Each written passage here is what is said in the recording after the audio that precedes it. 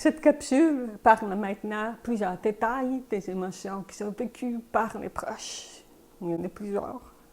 Le premier, ça peut être un sentiment d'obligation. Le proche peut se sentir obligé de toujours accepter cette amende d'aide pour accompagner au rendez-vous, ou, par exemple, ou appeler au gouvernement parce que c'est difficile pour la personne. Ils peuvent aussi se sentir obligés d'aller au-devant des besoins de la personne malentendante. Le proche peut aussi vivre de la frustration ou de l'irritation parce qu'ils sont obligés de toujours répéter qu'il a été pris de communication, de toujours des malentendus. Ça se peut aussi qu'ils vivent des frustrations parce qu'il n'a pas entendu. Le proche peut aussi vivre de la frustration parce que son proche malentendant n'a pas entendu quand il a appelé d'un étage à l'autre. Il y a aussi de l'impuissance qui peut être vécue par le proche. Pourquoi de l'impuissance? Parce que quand il y a des bris de communication, le proche peut sentir, ben là, je ne sais pas quoi faire. Je répète, puis il ne comprend toujours pas. Je ne sais pas quoi faire. Il peut se sentir démuni dans certaines situations. Et aussi, le proche peut aussi sentir qu'il perd le contrôle dans certaines situations. Par exemple, la personne malentendante peut s'emporter ou parler plus fort, puis le proche ne sait pas comment reprendre cette situation-là, puis il peut sentir que ça dérape. Les proches aussi peuvent se sentir incompétents dans une certaine mesure parce qu'ils ne savent pas toujours comment communiquer, comment se faire comprendre de leurs proches.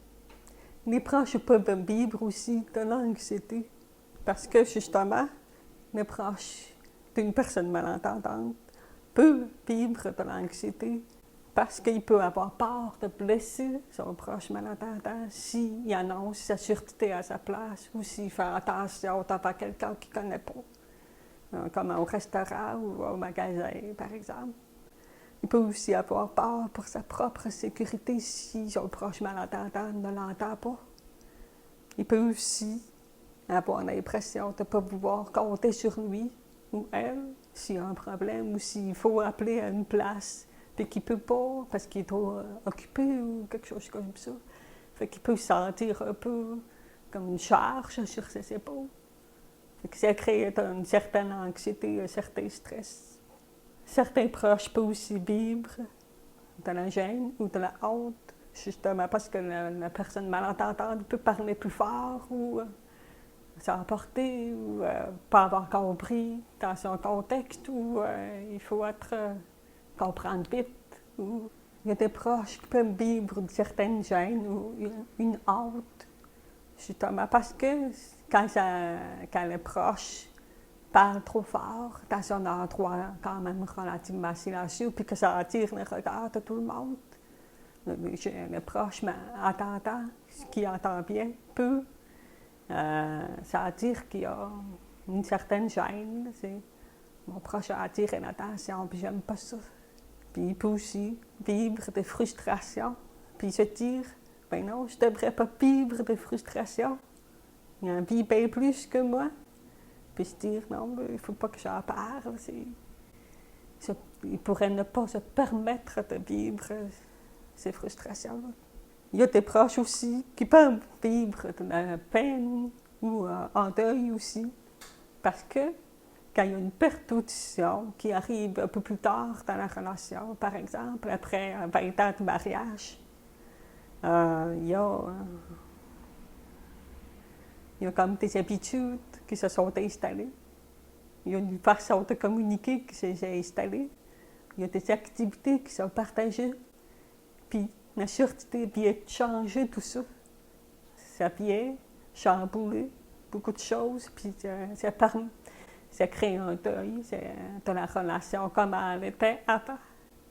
Ça peut être aussi un deuil de la personne envers sa perturbation. Parce que quand on a une perturbation, on peut avoir tendance à se renfermer. Puis on peut dire, ben, je ne la reconnais plus là, depuis qu'elle est perdue son audition. Fait que ça peut être difficile. Il y a aussi le proche peut vivre de la peine parce que le proche ne peut plus participer aux activités comme il pouvait avant. Donc, c'est beaucoup de deuil. On n'en parle pas beaucoup, mais il y a quand même beaucoup de changements qui interviennent quand il y a une perte d'audition chez l'une des deux personnes dans le couple. Mais je parle beaucoup du couple, mais ça peut arriver aussi dans la famille. Le père, la mère qui est malentendante, le frère qui devient malentendant. Ça change beaucoup de choses. Certains vont aussi vivre de la culpabilité. Parce que on ne peut pas toujours faire attention. Hein? Quand on communique 365 jours par année avec des gens qui ont une bonne audition. Puis la journée qu'on rencontre quelqu'un qui a une perte auditive, on peut faire attention dans les 5 premières minutes, puis après ça, là, bon, le naturel revient au galop. Alors, ils peuvent se sentir coupables quand ils oublient. Puis avec toute cette histoire de masque, là, aujourd'hui, c'est encore plus difficile. Et quand on n'épaisse pas, on peut oublier de l'épaisser, puis la personne malentendante nous le fait rappeler, puis ça peut être difficile pour certains. Il y a des gens aussi qui peuvent se sentir coupables de participer à des activités qui ont été renoncées par la personne malentendante. Fait que c'est toutes les émotions, là. Les proches peuvent vivre ça. C'est sûr que la personne malentendante en vit aussi. Je peux poser la question. Est-ce que cette capsule-là regroupe pas mal des émotions que vous vivez, vous, en tant que proche? Je vous invite à commenter en dessous de la capsule. Merci.